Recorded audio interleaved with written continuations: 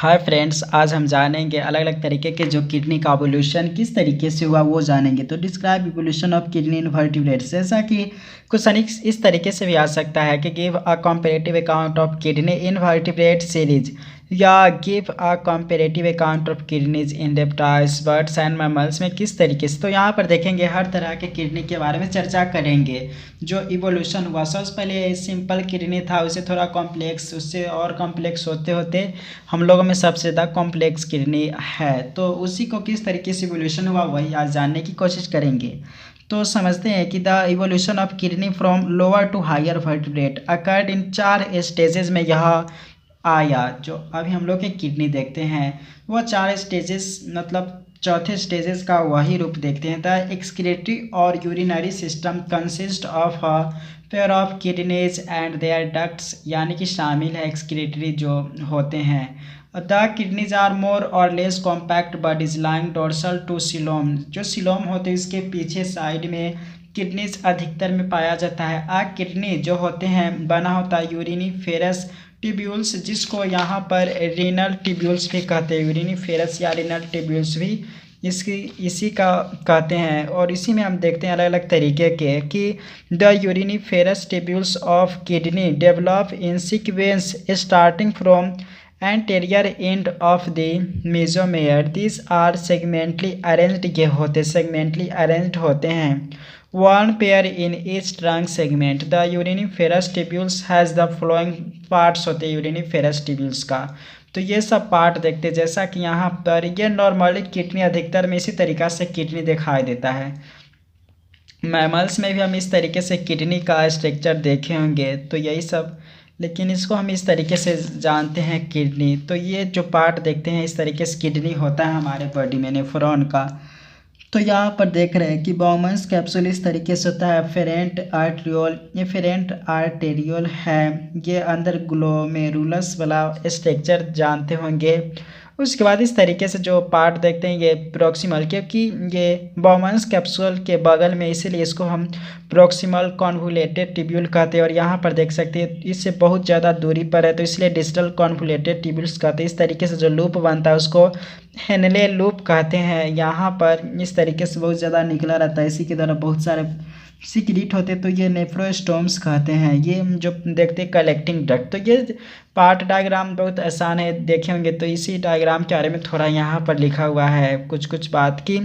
असिलियरी peritoneal funnel जो होते हैं वे opens into the coelom through a mouth called, इसको सिलियोस्टोम या नेफ्रोस्टोम कहते हैं। तो ये जो पार्ट देख रहे हैं ये माउथ थ्रू अ माउथ, ये जो सिलोम होते हैं इसी के द्वारा ओपेंस होते हैं, तो इसी को हम नेफ्रोस्टोम कहते हैं। इसी के द्वारा कोई सिलोम खुलता है। तो ये फिर इसके बाद है कि the Malpighian body which consist of a double walled Bowman's capsule enclosing a network of blood capillaries, जो कि ग्लोमेरुलस होता है। तो यहीं पर बोल रहा है कि मालपिजियन बॉडी होता है जो कि डबल वॉल जो बाउमन्स कैप्सूल का होता है, और ये नेटवर्क से मिलकर बनाता है, कैपिलरीज और ग्लोमेरुलस होता है।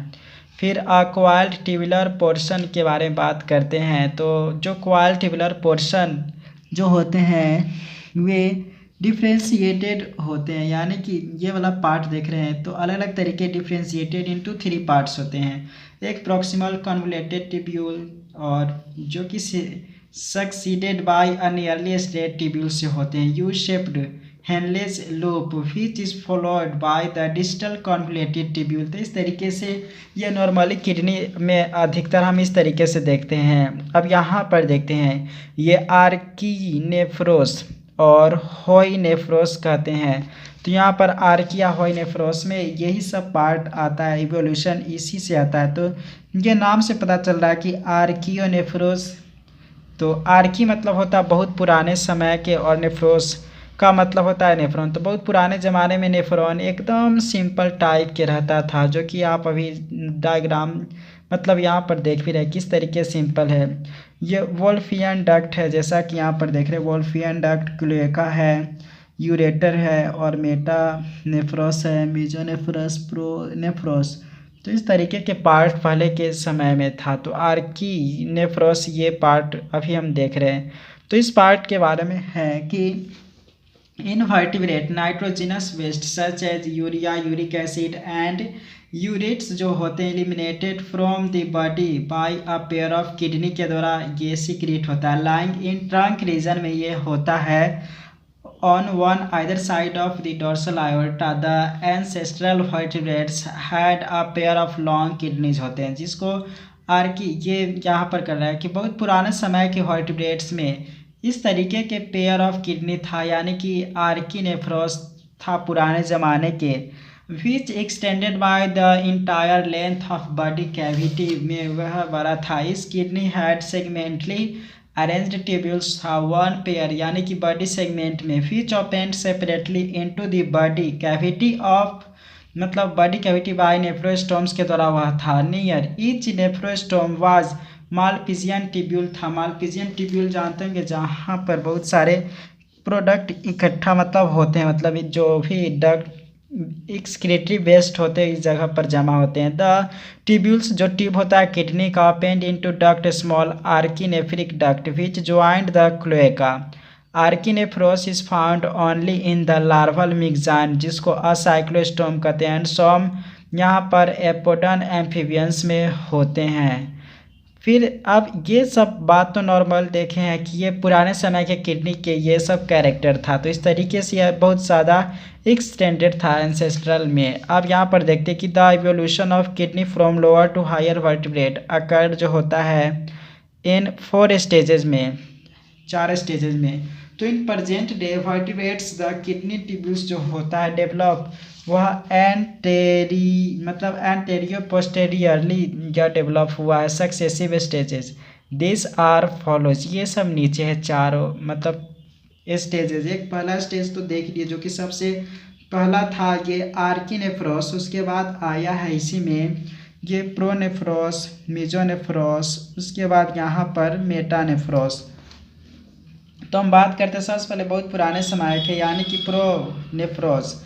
तो नाम से पता चल रहा है कि हेड किडनी जैसा इसमें स्ट्रक्चर था प्रोनेफ्रोस में, जो हेड किडनी नाम से ही पता चल रहा है। तो इस तरीके की किडनी में क्या था, तो यहाँ पर देख सकते किस तरीके से पुराने समय किडनी था। ये नॉर्मल नेफ्रोस्टोम है, ये कॉमन ग्लोमेरुलस यानी कि ग्लोमस आयोर्टा है, नॉर्मली ब्लड का कैपिलरी ये देख रहे, प्रोनेफ्रिक वोल्फियन डक्ट है, तो ये प्रोनेफ्रिक ट्यूब्यूल है। इस तरीके बहुत सिंपल स्ट्रक्चर था, लेकिन अभी के नेफ्रॉन में देखें तो बहुत कॉम्प्लेक्स स्ट्रक्चर है। तो इस नेफ्रॉन के बारे में है कि pronephros is the first embryonic kidney which develop जो from the anterior most part of nephrostome से यह आता है नेफ्रोस्टोम। फिर यहाँ पर नेफ्रोजीनस में जो dermal tissue it is formed in the anterior end of the body and usually consist of 1 to 12 uriniferous tubules। इस तरीके से जो ट्यूब्यूल देख रहे हैं यहाँ पर इस तरीके से 1 से लेकर 12 पेयर तक मतलब 1 से 12 यूरिनिफेरस ट्यूब्यूल रहते थे। The tubules communicate with the coelom through nephrostome, example some teleosts, skates, फिर caecilians, amphibia and some shark में हमें इस तरीके से किडनी देखने को मिलता था। अब इन वर्टिब्रेट की बात करते हैं, यानी कि ऑल वर्टिब्रेट्स में और किस तरीके से आया।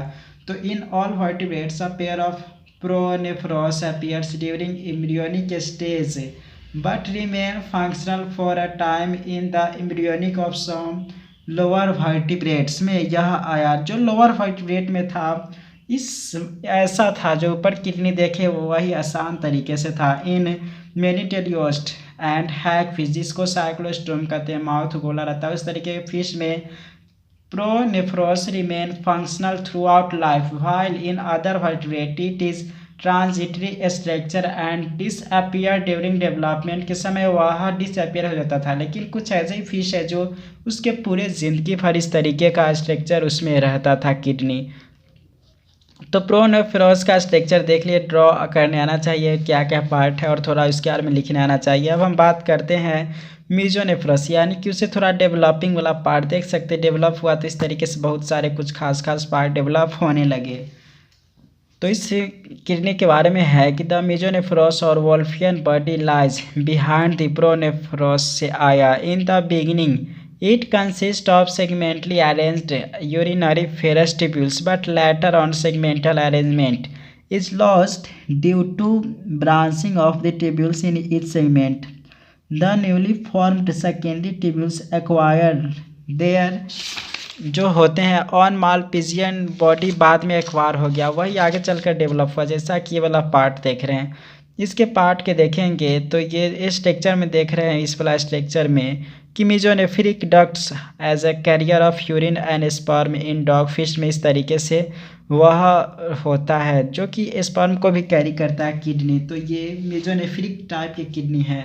यूरिनरी डक्ट ये सब देख रहे हैं, इसी के द्वारा ये यूरिन पास होता है। फिर एक्सेसरी यूरिनरी डक्ट है, सेमिनल वेजाइकल भी देख रहे हैं। फिर टेस्टिस यहाँ पर है। मेसोनेफ्रिक डक्ट में ये सब डक्ट को कहते हैं स्पर्म सेक। तो ये दोनों को अटैच किया हुआ मेसोनेफ्रिक किडनी।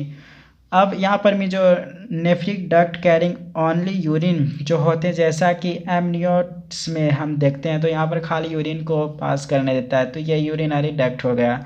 तो ये किडनी का स्ट्रक्चर है, देख सकते हैं एपिडिडाइमस, टेस्टिस, मेसोनेफ्रिक डक्ट्स, तो ये सब पार्ट ऐड होता है। तो mesonephric duct carrying only urine, केवल यूरिन को पास करता है ये। तो इस तरीके के ये किडनी मेसोनेफ्रिक किडनी के बारे में और कुछ बातें हैं कि unlike pronephric tubules the mesonephric tubules acquire independent, यहाँ पर ग्लोमेरुलाई व इंडिपेंडेंट हो गया, इसे थोड़ा कोई इस अब निर्भर नहीं रहा। वहीं पर mesonephric tubule open in the original pronephric duct which is now the mesonephric duct, जो कि अब मेसोनेफ्रिक किडनी हो गया। पहले तो प्रोनेफ्रिक डक्ट में दोनों एक साथ ओपन होता था, लेकिन अब ये अपना अलग हो गया। जैसा कि हम इसमें देखते हैं कि इलास्मोब्रैंक्स जो कि कार्टिलेजिनस फिश है एंड सम एक्सटेंट जो विलुप्त हो चुका है एम्फीबियन में, हम मेसोनेफ्रॉन्स डेवलप्स टाइप के किडनी को देखते हैं। The pronephric duct dividing longitudinally from its hinder ends as far forward as the anterior end of mesonephros. Of these two ducts, one remains connected with the tubules or mesonephros and forms its excretory canal बनाते हैं। In other amphibians, teleosts and in amniotes, pronephric ducts does not divide and remains इस मतलब सोलेली as Wolffian duct की तरह वह दिखाई देते हैं। तो इस तरीके से ये मेसोनेफ्रिक के बारे में है। और एक और इसी तरीका क्या आता है वह ओपिस्थोनेफ्रॉस किडनी। तो ये ट्रांजिशनल किडनी दिखाई देते हैं, यानी कि मेसोनेफ्रॉन्स और मेटानेफ्रॉन्स के बीच वाला दिखाई देते हैं, यानी कि दोनों पहचाना मुश्किल, दोनों के जैसा कैरेक्टर शो करता है, उसी को ओपिस्थोनेफ्रॉस किडनी कहते हैं। इस इन इलास्मोब्रांक एंड सम एम्फीबिया में इस तरीके की किडनी होता है।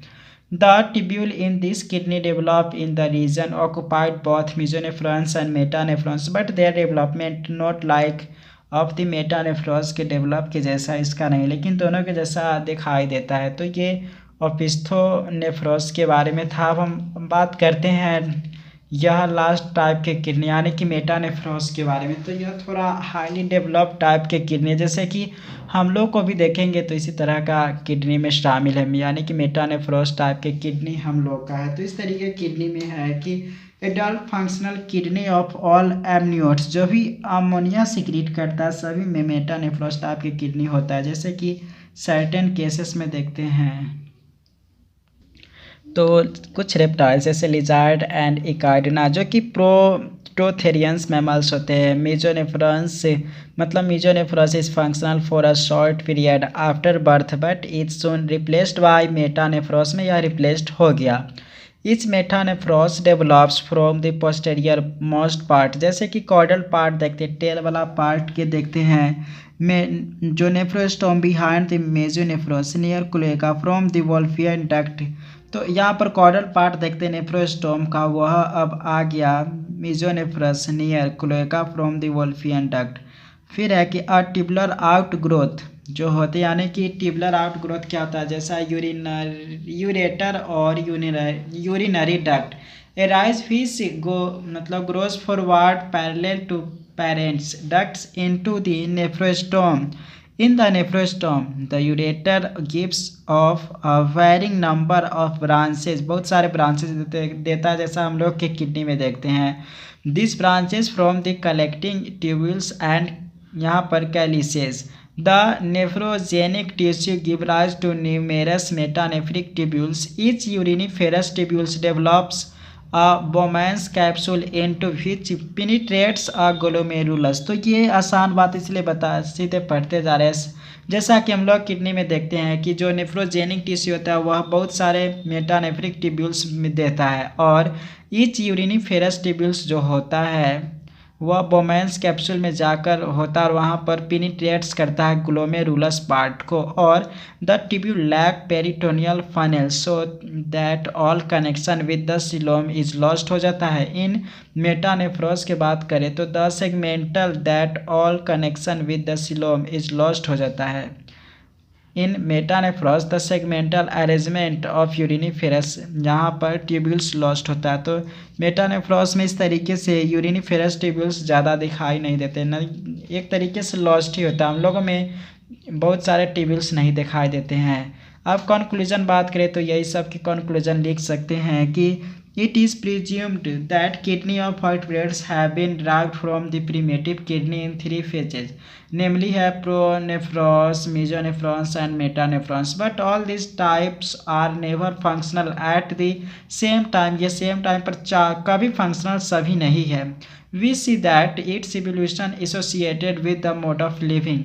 The pronephros is succeeded by the mesonephros, यानी कि इससे pronephros से आया mesonephros, which is term replaced by also metanephros में यह term मतलब बदल गया as the animal adapt themselves from aquatic to terrestrial life. The evolution of kidney occurred guiding mainly two facts, जैसे gradual separation from the generative organ and increasing complex structures as we see from pronephros to metanephros में जब देखते तो इस तरीके से हमें दिखाई देता है, यानी कि ऑर्गन एंड इंक्रीजिंग कॉम्प्लेक्स दिखाई देते रहता है स्ट्रक्चर में. तो ज़्यादा मुश्किल नहीं था, बहुत आसान था. तो इस तरीके से आप अपना सिलेबस पढ़ने के लिए चैनल को सब्सक्राइब करें. बहुत बहुत शुक्रिया. जूलॉजी ऑनर्स पूरा पढ़ने के लिए सब्सक्राइब तो कर ही देंगे. तो अगेन थैंक्स.